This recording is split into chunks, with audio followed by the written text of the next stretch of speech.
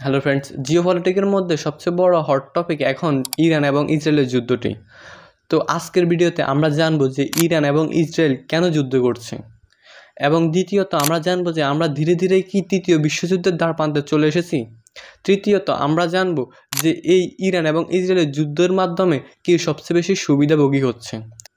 চতুর্থত আমরা জানবো যে ইরান এবং ইসরায়েলের যুদ্ধে বাংলাদেশের মতো দেশগুলো কিভাবে সবচেয়ে বেশি ক্ষতিগ্রস্ত হবে। তো যারা জিওপলিটিক্সের উপর একটু হলেও ইন্টারেস্ট রাখেন তারা অবশ্যই ভিডিওটি লাইক করবেন, কমেন্ট করবেন এবং চ্যানেলটিকে সাবস্ক্রাইব করবেন।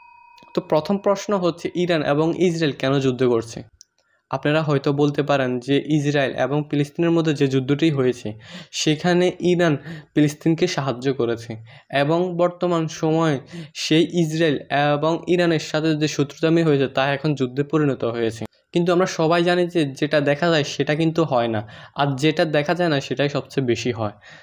তাই ইরান এবং ইসরায়েলের যুদ্ধটা কোনোভাবেই নর্মালি কোনো যুদ্ধ না, এটা মূলত হচ্ছে নিউক্লিয়ার নিয়ে। ইরান চায় যে যত তাড়াতাড়ি সম্ভব ইরানকে নিউক্লিয়ার রাষ্ট্র হিসেবে ঘোষণা করা হোক, এবং ইসরায়েল চাইতেছে যে এই রিজিমের মধ্যে কোনো নিউক্লিয়ার কান্ট্রি যেন না থাকে, শুধু ইসরায়েল থাকবে। যদি ইরান নিউক্লিয়ার কান্ট্রিতে পরিণত হয় তাহলে ইসরায়েলের জন্য সবচেয়ে বড় দুঃসংবাদ ইরানই হবে। এবং দ্বিতীয় প্রশ্নটি হচ্ছে, আমরা কি ধীরে ধীরে তৃতীয় বিশ্বযুদ্ধের দ্বারপ্রান্তে চলে এসেছি? তো এই স্টেটমেন্টটা অনেক কন্ট্রোভার্সিয়াল স্টেটমেন্ট, কারণ অনেকেই বলছে যে ধীরে ধীরে 2025 সালের মধ্যে তৃতীয় বিশ্বযুদ্ধ লেগে যেতে পারে, কিন্তু আমার মতে না। যদি এই যুদ্ধের মধ্যে ইউএসআর এবং ইউএসএ মানে আমেরিকা এবং রাশিয়া যদি না ইনভলভ হয় তাহলে কোনোভাবেই এই তৃতীয় বিশ্বযুদ্ধটা হবে না।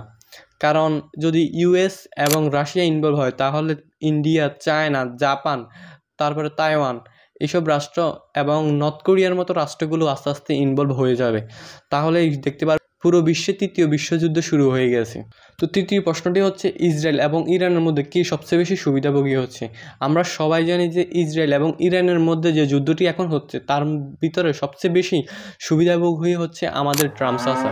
কারণ এই ব্যক্তিটা দ্বিতীয়ত একজন প্রেসিডেন্ট, প্রথমত তিনি একজন ব্যবসায়ী, একজন হার্ডকোর ন্যাশনালিস্ট। তিনি তার দেশের জন্য এবং তার নিজের ব্যবসা বা নিজের জন্য সব কিছু করতে পারে। তাই ট্রাম্পকে কোনোভাবে হালকার উপরে নেওয়া উচিত নয়। ট্রাম্প যা মনে করে তাই করতে পারে। ইউএসএ ইসরায়েলকে টেকনোলজি এবং ডিফেন্সের মাধ্যমে সহযোগিতা করতেছে, এবং ইউএসএ ইরানকে সহযোগিতা করতেছে তাদের তেলটা কিনে। কারণ আপনি সবসময় জানেন যে ইউএসের বিপরীতে কোনো দেশ যদি থাকে তাহলে তার উপর প্রথমত ট্যারিফ লাগানো হয়, কিন্তু এখন পর্যন্ত ইরানের উপর কোনো ট্যারিফ লাগানো হয়নি, বড় ধরনের কোনো ট্যারিফ লাগানো হয়নি। বিগত কিছুদিন আগে আমরা দেখেছি যে ইউএস চায়নার উপর অনেক বেশি ট্যারিফ লাগিয়েছে, এবং পৃথিবীর প্রায় সকল দেশের উপরে ট্যারিফ লাগিয়েছে। এর পিছনে অনেক বড় একটা ব্যবসায়িক চাল লুকিয়ে আছে, সেটা অন্য কোনো ভিডিওতে বলবো। এবং তৃতীয়ত, ইরান এবং ইসরায়েলের মধ্যে যে যুদ্ধটি হচ্ছে তার মাধ্যমে বাংলাদেশের মতো ছোট ছোট দেশগুলো কিভাবে ক্ষতির সম্মুখীন হবে। তাহলে আপনি এই ম্যাপটা ভালো করে দেখুন যে এখানে ইরান এবং ওমানের মধ্যে যে রাস্তাটা আছে, ইরান অনেক দিন আগ থেকে বলতেছে যে এই রাস্তাটি তারা ব্লক করে দেবে, এই রোডটি তারা ব্লক করে দেবে।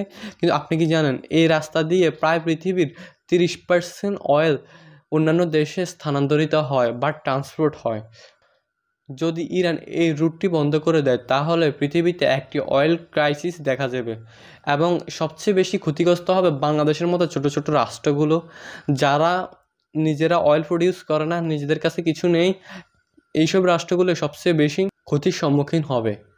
তো বন্ধুরা, আজকের ভিডিও এখানেই। যদি জিওপলিটিকের উপর বিন্দুমাত্র ইন্টারেস্ট রেখে থাকেন তাহলে অবশ্যই চ্যানেলটিকে সাবস্ক্রাইব করবেন এবং আপনার ওপিনিয়নটি অবশ্যই কমেন্ট বক্সে লিখবেন।